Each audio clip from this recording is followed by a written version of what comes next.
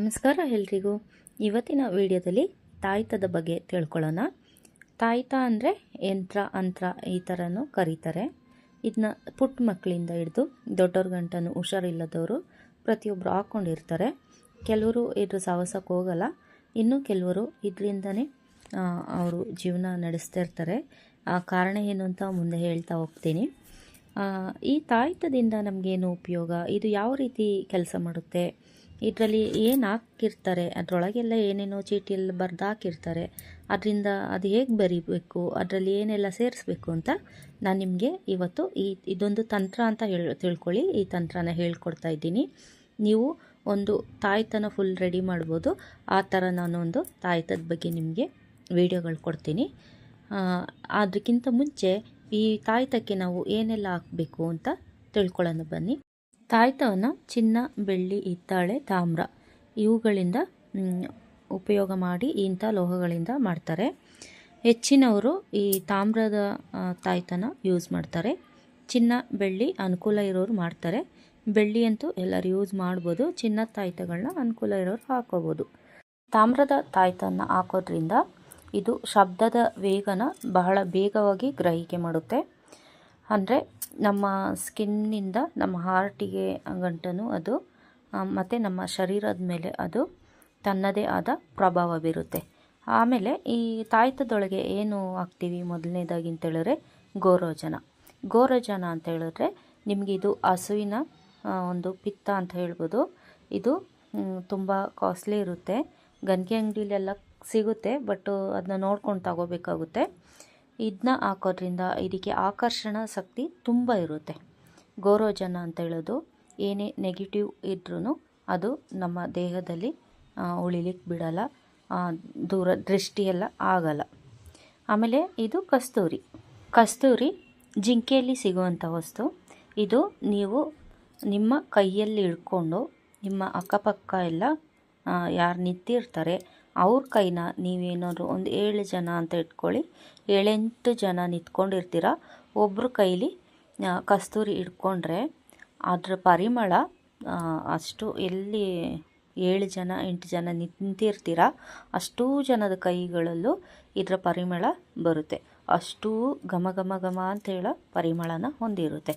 ಇದು ಕೂಡ ಆಕರ್ಷಣೆನೇ ಹೊಂದಿರುತ್ತೆ. ಇದನ್ನೆಲ್ಲ ನಿಮಗೆ ತಾಯ್ತದಲ್ಲಿ ಹಾಕ್ಕೊಡ್ತಾರೆ. ಇದ್ರ ಜೊತೆಗೆ ಕೆಲವು ಖನಿಜಗಳನ್ನ ಕೂಡ ಹಾಕ್ತಾರೆ. ಇದು ನವಸಾಗರ ಅಂತ. ಇದು ನೋಡಲಿಕ್ಕೆ ಉಪ್ಪಿನ ಥರನೇ, ಕಲ್ಲುಪ್ಪಿನ ಥರ ಇರುತ್ತೆ. ಇದನ್ನ ಕೂಡ ನಾವು ತಾಯ್ತದಲ್ಲಿ ಹಾಕಿ ತಾಯ್ತನ ರೆಡಿ ಮಾಡ್ಬೋದು. ಇನ್ನು ಇದು ಅಬ್ರಕ ಅಂತ. ನೀವು ಮರಳಲ್ಲೆಲ್ಲ ಆಟಾಡೋತ್ತಿಗೆ ಚಿಕ್ಕದ್ರಲ್ಲೆಲ್ಲ ಆಟಾಡ್ಬೇಕಾದ್ರೆ ಇದು ನಮ್ಮ ಕಾಲಿಗೆ ಕೈಗೆಲ್ಲ ಸಿಗ್ತಾಯಿತ್ತು. ಇದೇ ಥರ ಇರುತ್ತೆ ಇದು ಅಬ್ರಕ. ಇದನ್ನ ಕೂಡ ನಾವು ತಾಯ್ತದಲ್ಲಿ ಹಾಕ್ತೀವಿ. ನಿಮಗೆ ಕೆಂಪು ಬಣ್ಣದಲ್ಲಿ ಕಾಣ್ತಿರೋದು ಇದ್ರ ಹೆಸರು ಇಂಗಳಿಕ ಅಂತ. ನೆಕ್ಸ್ಟ್ ನಿಮಗೆ ಹರಿತಾಳ ಅಂತ. ಇದು ಕೂಡ ನಾವು ತಾಯ್ತದಲ್ಲಿ ಸ್ವಲ್ಪ ಪ್ರಮಾಣದಲ್ಲಿ ಹಾಕ್ತೀವಿ. ಇದು ಸ್ಫಟಿಕ.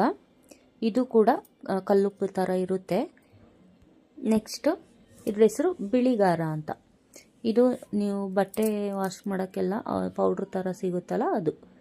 ಆಮೇಲೆ ಇದು ಪಾದರಸನ ತಾಯ್ತದಲ್ಲಿ ಯೂಸ್ ಮಾಡೋದ್ರಿಂದ ಅದು ಬೇಗ ವರ್ಕ್ ಆಗುತ್ತೆ.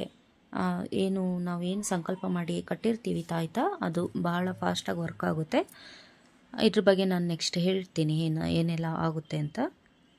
ಇದಾದ ನಂತರ ನಮಗೆ ಕೆಲವು ತಾಂತ್ರಿಕ ಸಸ್ಯಗಳು ಅಂತಲೇ ಸಿಗುತ್ತೆ. ದಾಳಿಂಬೆ ಸಸ್ಯ ಆಗಿರ್ಬೋದು. ದಾಳಿಂಬೆನ ನಾವು ಅದನ್ನ ತಿನ್ನೋಕ್ಕೆಲ್ಲ ಯೂಸ್ ಮಾಡ್ತೀವಿ, ಬಟ್ ಅದ್ರ ಬೇರು ಕೂಡ ಅಷ್ಟೇ ಕೆಲಸ ಮಾಡುತ್ತೆ. ನಂತರ ಇದು ಸಹದೇವಿ ಆಗಿರ್ಬೋದು, ಈಶ್ವರಿ ಬೇರಾಗಿರ್ಬೋದು, ಭೂತಾಳೆ ಮರದ ಬೇರಾಗಿರ್ಬೋದು, ಗುಲಗಂಜಿ ಬೇರುಗಳಾಗಿರ್ಬೋದು, ಸಹದೇವಿ, ಬ್ರಹ್ಮದಂಡೆ, ಈ ಥರದ್ದೆಲ್ಲ ತುಂಬ ಔಷಧಿ ಸಸ್ಯಗಳಿದೆ. ಔಷಧಿ ಜೊತೆಗೆ ನಮಗೆ ತಾಂತ್ರಿಕ ಕೆಲಸದಲ್ಲೂ ಅದು ತುಂಬ ಉಪಯೋಗ ಬರುತ್ತೆ. ಅದಾದಮೇಲೆ ನಮಗೆ ಇದು ಉತ್ತರಾಣಿ ಅಂತ. ಈ ಉತ್ತರಾಣಿ ಗಿಡದಿಂದ, ಉತ್ತರಾಣಿ ಸರ್ವರೋಗ ನಿವಾರಣಿ ಅಂತಲೇ ಒಂದು ಮಾತಿದೆ. ತುಂಬ ಅನುಕೂಲ ಆಗುತ್ತೆ ಉತ್ತರಾಣಿ ಗಿಡದಿಂದ. ಆನಂತರ ಏನು ದಾಸವಾಳನ ನಾವು ದೇವರು ಕಾರ್ಯಗಳಲ್ಲೆಲ್ಲ ಬಳಸ್ತೀವಿ. ಆದರೆ ಅದರದ್ದು ಬೇರು ಕೂಡ ತುಂಬಾ ಉಪಯೋಗ ಆಗುವಂಥದ್ದು. ಮತ್ತು ಇದು ಆಯುರ್ವೇದಿಕಲ್ಲಿ ಕೂಡ ಬಳಸ್ತಾರೆ. ಇನ್ನಿದು ಗುಲಗಂಜಿ, ನಿಮಗೆ 4 ವಿಧದ ಗುಲಗಂಜಿಗಳು ಸಿಗುತ್ತೆ. ಇದು ತುಂಬ ಅಪಾಯಕಾರಿ ಕೂಡ. ಗುಲಗಂಜಿ ಬೀಜಗಳು ತುಂಬ ವಿಷಕಾರಿಯಾಗಿರುತ್ತೆ. ಅದರಿಂದ ಮಕ್ಕಳ ಕೈಯಲ್ಲೆಲ್ಲ ಇದನ್ನ ಕೊಡಬಾರ್ದು. ಇದರಿಂದ ತುಂಬ ಆಕರ್ಷಣೆ ಕೂಡ ಮಾಡ್ಬೋದು, ತಂತ್ರನ ಕೂಡ ನಾವು ಮಾಡ್ಬೋದು. ಅದನ್ನೆಲ್ಲ ನೀವು ನೋಡ್ತಾ ಇರಿ. ನೆಕ್ಸ್ಟ್ ವೀಡಿಯೋಗಳಲ್ಲೆಲ್ಲ ತಿಳಿಸ್ಕೊಡ್ತೀನಿ ಯಾವ ಥರ ತಂತ್ರಗಳನ್ನ ಮಾಡಬಹುದು ಅಂತ. ಇನ್ನು ಬಜೆ ಆರೋಗ್ಯಕ್ಕೆ ಎಷ್ಟು ಒಳ್ಳೆಯದೋ ಅದೇ ಥರ ವಶೀಕರಣಕ್ಕೂ ಕೂಡ ಅಷ್ಟೇ ಒಳ್ಳೆಯದು. ಇದರಿಂದ ಧನ ವಶೀಕರಣ, ಜನ ವಶೀಕರಣ ಮುಂತಾದವೆಲ್ಲ ಆಗುತ್ತೆ. ನೆಕ್ಸ್ಟು ದೈವಭೂತಾಳೆ ಅಂತ. ಇದು ನಿಮಗೆ ಒಂದು ಮರದ ಪೀಸ್ ಥರ ಕಾಣಿಸುತ್ತೆ, ಬಟ್ ಇದು ಪರಿಮಳ ತುಂಬ ಚೆನ್ನಾಗಿರುತ್ತೆ. ಇದನ್ನ ಕೂಡ ನಾವು ತಾಯ್ತದಲ್ಲಿ ಬಳಸ್ತೀವಿ.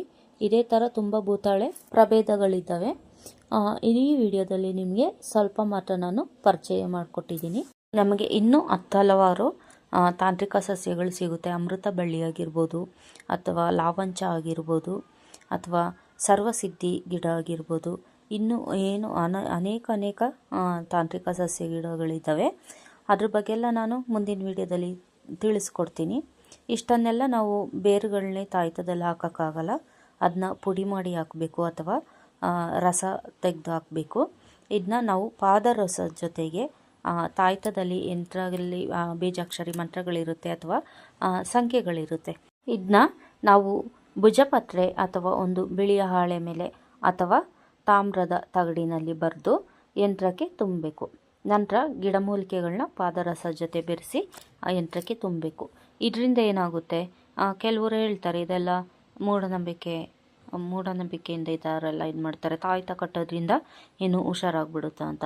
ಎಷ್ಟೋ ಜನರ ಜೀವ ಕೂಡ, ಕಾಯಿಲೆ ಕೂಡ ಈ ತಾಯ್ತೆಗಳೇ ಹುಷಾರು ಮಾಡಿದೆ. ಸುಮ್ಮನೆ ವೇದ ಪುರಾಣಗಳೆಲ್ಲ ಯಾರು ಋಷಿಮುನಿಗಳು ಬರ್ದಿಲ್ಲ. ಅವ್ರಿಗೆ ಮಾಡೋಕ್ಕೆ ಕೆಲಸ ಇರಲಿಲ್ವಾ, ಆ ಥರ ಎಲ್ಲ ಬರೆದು ಇದನ್ನೆಲ್ಲ ಜನಕ್ಕೆ ತೋರಿಸ್ಬೇಕು ಅಂತ. ನಮ್ಮ ಋಷಿಮುನಿಗಳು ಆಗಿನ ಕಾಲದಿಂದನೂ ನಮಗೆ ಆಯುರ್ವೇದಿಕ್ ಥರನೇ ಸಸ್ಯಗಳಿಂದನೇ ಔಷಧಿ ಎಲ್ಲ ಮಾಡಿ ಹುಷಾರು ಮಾಡ್ತಾಯಿದ್ರು. ಇತ್ತೀಚೆಗೆ ಅಷ್ಟೇ ಇಂಗ್ಲೀಷ್ ಮೆಡಿಷನ್ ಅವೆಲ್ಲ ಬಂದಿರೋದು. ಬಟ್ ಆವಾಗಲಿಂದನೂ ಗಿಡಮೂಲಿಕೆಗಳಿಂದನೇ ಎಷ್ಟೋ ಕಾಯಿಲೆಗಳು ವಾಸಿಯಾಗ್ತಾಯಿದ್ವು. ಅದನ್ನೆಲ್ಲ ನಾವು ಯಂತ್ರದಲ್ಲಿ ಏನಾದರೂ ಕೆಲವೊಂದುಗಳನ್ನ ಮಾತ್ರ, ಎಲ್ಲನೂ ಅಲ್ಲ, ಕೆಲವೊಂದು ಗಿಡಮೂಲಿಕೆ ತಾಂತ್ರಿಕ ಸಸ್ಯಗಳನ್ನ, ಬೇರುಗಳನ್ನ, ಅಥವಾ ಈಗಾಗಲೇ ಹೇಳಿರುವಂಥ ಖನಿಜಾಂಶಗಳನ್ನ, ಅಂದರೆ ನಾವು ಆ ಖನಿಜನೆಲ್ಲ ಹೊಟ್ಟೆಗೆ ಹಾಗೆ ತಗೊಳಕ್ಕಾಗಲ್ಲ. ಅದರಿಂದನೇ ಈ ತಾಯ್ತದಲ್ಲಿ ಅದನ್ನೆಲ್ಲ ಹಾಕಿ ಕಟ್ಟೋದ್ರಿಂದ ಅದ್ರದ್ದು ಪ್ರಭಾವ ಎಲ್ಲ ಈ ತಾಮ್ರ ಮತ್ತು ಪಾದರಸ ಎರಡೂ ಆ್ಯಕ್ಟಿವ್ ಆಗುತ್ತೆ ಅಲ್ಲಿ. ಅದು ಏನು ಒಟ್ಟಿಗೆ ಸೇರಿಕೊಂಡಾಗ ಅದು ನಮ್ಮ ಸ್ಕಿನ್ ಮೂಲಕ ನಮ್ಮ ದೇಹನ ಪ್ರವೇಶಿಸುತ್ತೆ. ಆ ಸ್ಕಿನ್ ಮೂಲಕ ಹೋಗಿ ನಮ್ಮಲ್ಲಿರುವಂಥ ಏನು ನೆಗೆಟಿವ್ ಎನರ್ಜಿ ಆಗಿರ್ಬೋದು ಅಥವಾ ನಮ್ಮಲ್ಲಿರೋಂಥ ಕಾಯಿಲೆಗಳಾಗಿರ್ಬೋದು ಅದನ್ನದು ಖಂಡಿತವಾಗ್ಲೂ ವಾಸಿ ಮಾಡುತ್ತೆ. ನಂಬಿಕೆ ಇರೋರು ನಂಬಿ, ನಂಬಿಕೆ ಇಲ್ಲದಿರೋರು ನಂಬೇಡಿ. ಇದು ಯಾರಿಗೇನು ಬಲವಂತ ಅಲ್ಲ, ನಮಗೆ ತಿಳಿದಿದ್ದ ವಿಷಯನ ನಾವಿಲ್ಲಿ ತಿಳಿಸ್ತಾ ಇದ್ದೀವಿ ಅಷ್ಟೇ. ಈ ವಿಡಿಯೋ ನಿಮಗೆ ಇಷ್ಟ ಆದಲ್ಲಿ ಲೈಕ್ ಮಾಡಿ, ಶೇರ್ ಮಾಡಿ, ಹಾಗೆ ಸಬ್ಸ್ಕ್ರೈಬ್ ಕೂಡ ಮಾಡ್ಕೊಳ್ಳಿ. ಇನ್ನು ಮುಂದಿನ ವಿಡಿಯೋದಲ್ಲಿ ತಾಯ್ತದ ಬಗ್ಗೆನೇ ನೆಕ್ಸ್ಟ್ ವಿಡಿಯೋ ಹಾಕ್ತೀನಿ. ಅದು ನೀವು ಹೇಗೆ ಬರಿಬೇಕು, ಅದನ್ನೆಲ್ಲ ಹೇಗೆ ಸಿದ್ಧಿ ಮಾಡಬೇಕು ಅಂತ ಕೂಡ ಹೇಳ್ಕೊಡ್ತೀನಿ. ಅಲ್ಲಿವರೆಗೂ ಧನ್ಯವಾದಗಳು.